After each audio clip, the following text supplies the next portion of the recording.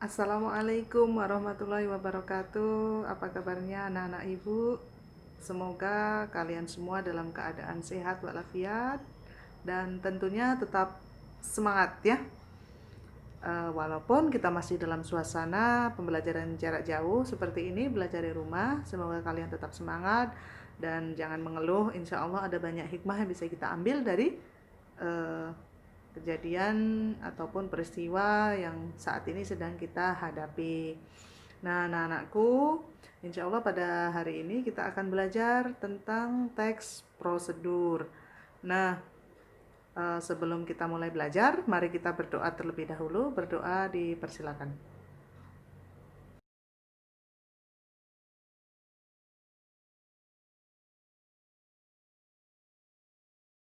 Baik-baik ya. Yang pertama, Ibu akan menjelaskan mengenai pengertian teks prosedur. Teks prosedur adalah teks yang berisi langkah-langkah atau tahapan yang harus dilakukan untuk mencapai suatu tujuan. Adapun teks prosedur ini dibagi menjadi 3, yaitu teks prosedur cara menggunakan, teks prosedur cara melakukan, dan teks prosedur cara membuat. Berikutnya adalah ciri-ciri teks prosedur.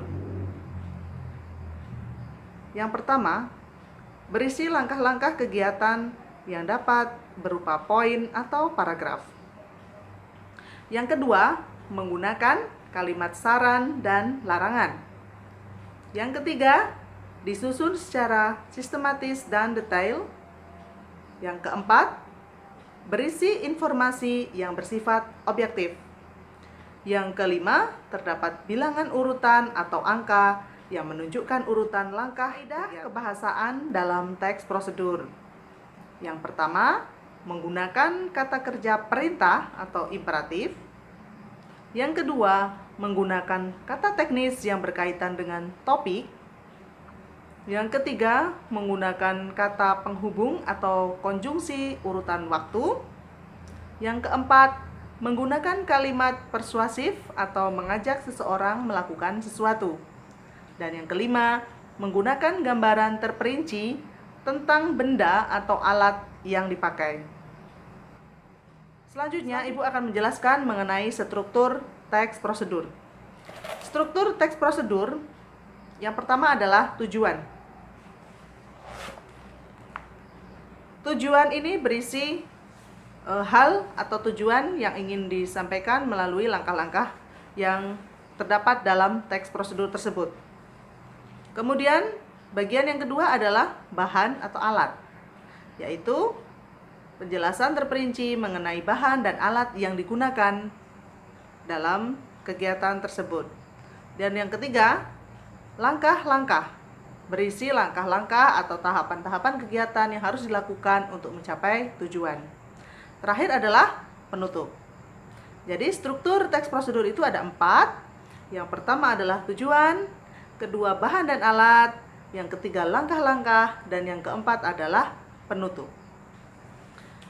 Nah, setelah kalian mengetahui mengenai pengertian, ciri-ciri, struktur, dan juga jenis teks prosedur, Ibu akan memberikan contoh sederhana dari teks prosedur.